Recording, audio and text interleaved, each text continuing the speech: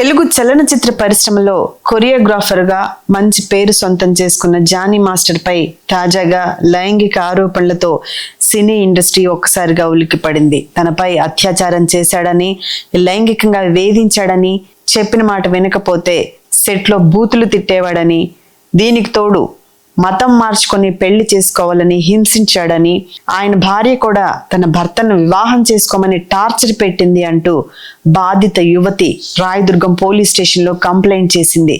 నార్సంగి పరిధిలోకి రావడంతో రాయదుర్గం పోలీసులు నార్సంగి పోలీస్ స్టేషన్ కు ఈ కేసుకు సంబంధించి 0 FIR ను బదిలీ చేశారు. అయితే కేసు నమోదు చేసుకున్న సిఐ హరికృష్ణారెడ్డి మీడియాతో మాట్లాడారు. జానీ మాస్టర్ పై వస్తున్న ఆరోపణలు విచారణ చేపడుతున్నామన్నారు. బాధిత యువతిని ఆమె ఇంటిలోనే దాదాపు 3 గంటల పాటు విచారించగా విస్తుపోయే నిజాలను ఆమె బయటపెట్టింది. జానీ మాస్టర్ తనను అత్యాచారం చేశాడని, క్యారవాన్ లో కూడా చాలా సార్లు లైంగిక వేధింపులకు పాల్పడ్డారని ఆమె తెలిపింది. దీనిపై త్వరలోనే జానీ మాస్టర్ పై చర్యలు తీసుకుంటామంటూ సిఐ హరికృష్ణారెడ్డి వెల్లడించారు. డి కంటెస్టెంట్స్ శ్రేష్ఠి వర్మ తనకు 14 సంవత్సరాల వయసు ఉన్నప్పుడు జానీ మాస్టర్ పరిచయం అయ్యాడని, ఒకసారి షోలో భాగంగా జానీ మాస్టర్ 2 అసిస్టెంట్ కొరియోగ్రాఫర్లతో కలిసి ముంబైకి వెళ్ళగా అక్కడ ఒక హోటల్లో బస చేసినప్పుడు జానీ మాస్టర్ తనపై అత్యాచారం చేశాడని, ఆ తర్వాత షూటింగ్ స్పాట్ లో కూడా అసభ్యకరంగా ప్రవర్తించేవాడని, పెళ్లి చేసుకోవాలని బలవంతం చేశాడని, విషయం బయటకు చెప్తే అవకాశాలు లేకుండా చేస్తానని బెదిరించారంటూ ఆ యువతి చెప్పుకొచ్చింది. క్యారవాన్ లో కూడా వదిలిపెట్టేవాడు కాదని, చాలా సార్లు తనను లైంగికంగా వేధించాడని, ఒప్పుకోకపోతే సెట్ మీదే కొట్టాడని శ్రేష్ఠి వర్మ ఫిర్యాదులో పేర్కొంది. కొరియోగ్రాఫర్ గా జానీ మాస్టర్ కొంతకాలంగా తన మీద లైంగిక వేధింపులకు పాల్పడుతున్నట్లు మరో మహిళా కొరియోగ్రాఫర్ కూడా పోలీసులకు ఫిర్యాదు చేసింది.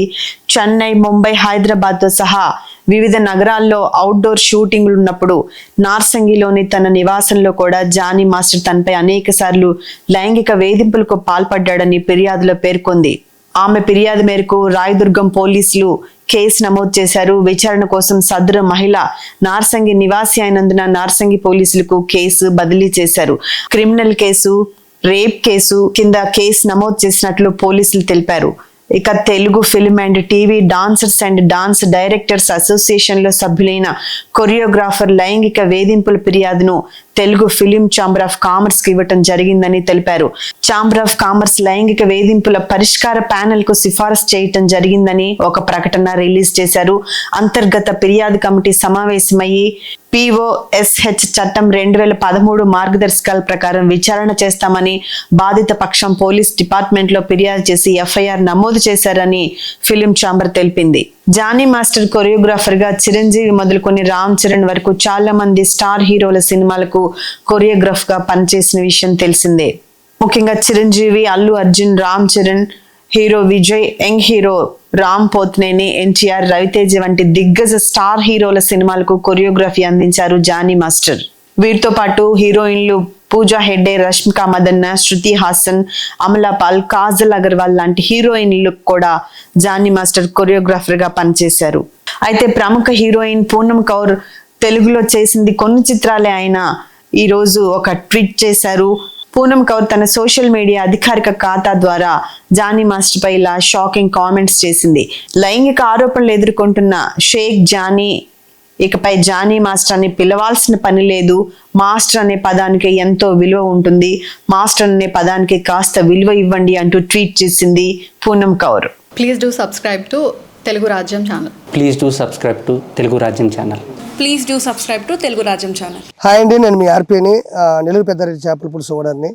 మీరు తెలుగు రాజ్యం అనే ఈ యూట్యూబ్ ఛానల్ సబ్స్క్రైబ్ చేసుకుని మంచి మంచి వీడియోలతో వస్తారు. Thank you so much. Hi people, I'm Sonakshi Verma and you please watch Telugu Rajyam and please subscribe to the channel.